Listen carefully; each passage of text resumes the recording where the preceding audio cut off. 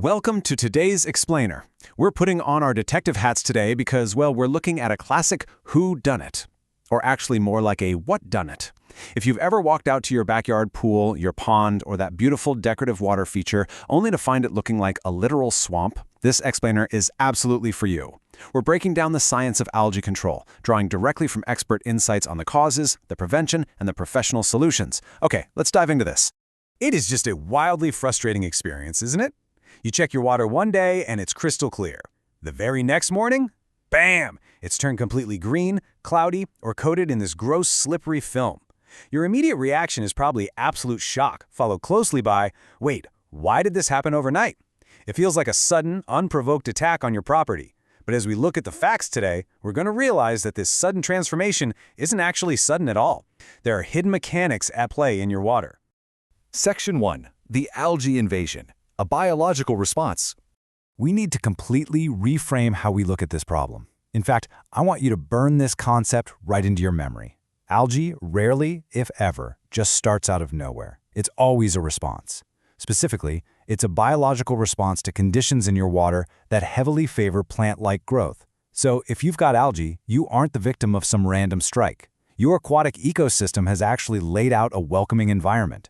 It is actively providing the exact hospitality that algae needs to thrive and multiply. To stop it, well, we basically just have to stop being such good hosts. Section 2. Triggers and root causes. The usual suspects. So what makes your water so hospitable in the first place? The crucial point here is understanding the specific triggers. And right at the top of our suspect list, nutrients. We're talking specifically about elevated levels of phosphorus and nitrates. Think of this as the invisible food that fuels the algae. You know, your water might look clear to the naked eye, but if it's loaded with these nutrients, it's essentially a fully stocked, all-you-can-eat buffet just waiting for a diner to show up. Without this food source, the explosive growth that we associate with a bloom simply cannot happen. But hey, food isn't the only factor. There are environmental accomplices that help algae completely take over. Temperature, for instance, plays a massive role. A lot of algae types become far more active during those warmer summer months. But it's also about what goes into the water. If you have a pool, think about seasonal changes in bather load. That's just a polite industry way of saying how many people are swimming and, what they're leaving behind in the water. Add in changing weather patterns, heavy rainfall, and even the way you use your pool cover. All of these things constantly shift the nutrient and chemical balance, creating these tiny windows of opportunity that algae is perfectly evolved to exploit. Listen to this really fascinating insight from our source material. Sunlight accelerates photosynthesis. So shaded areas can still develop algae, but often at a slower pace. Now, this is a huge misconception we need to clear up. People often think, hey, if I put a canopy over my pond, I'm completely safe. Yeah, not true. Sunlight is an accelerant. It literally pours gas on the fire.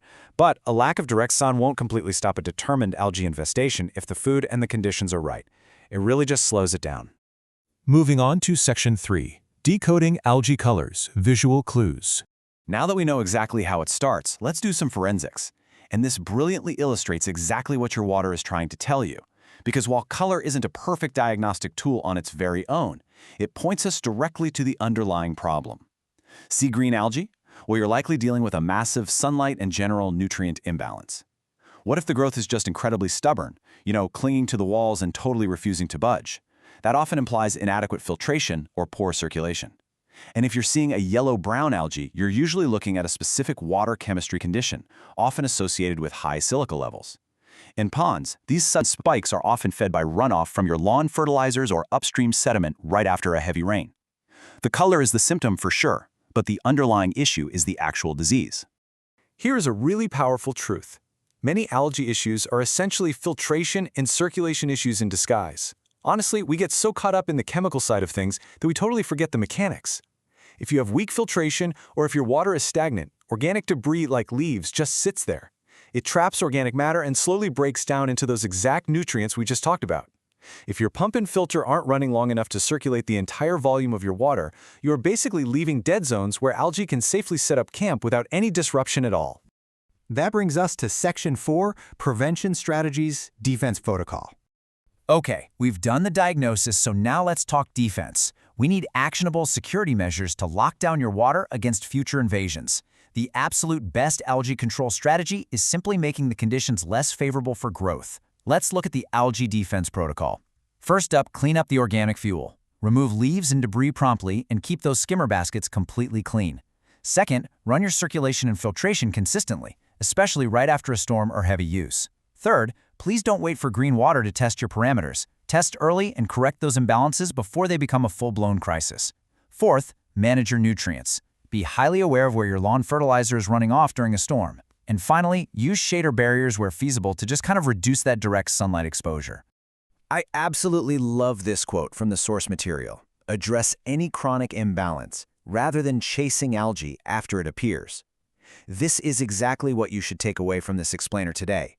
You have to maintain your sanitizer levels and proper pH ranges proactively.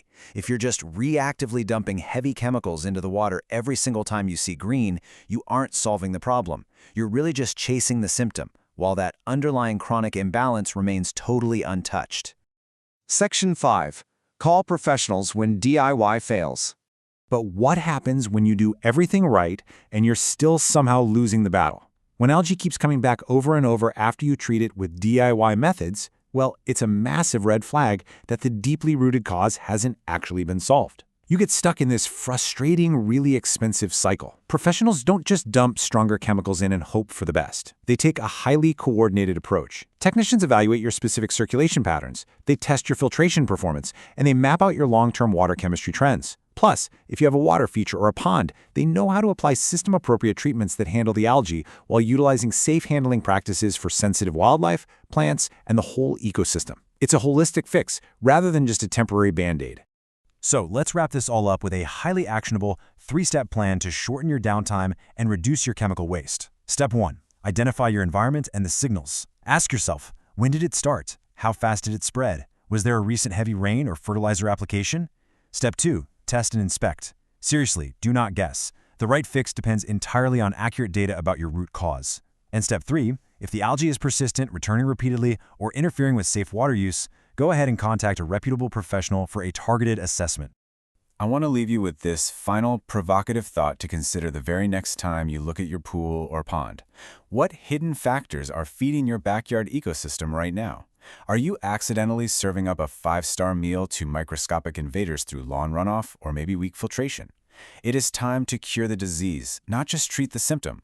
Thank you so much for joining me for this explainer, and good luck locking down your aquatic ecosystem.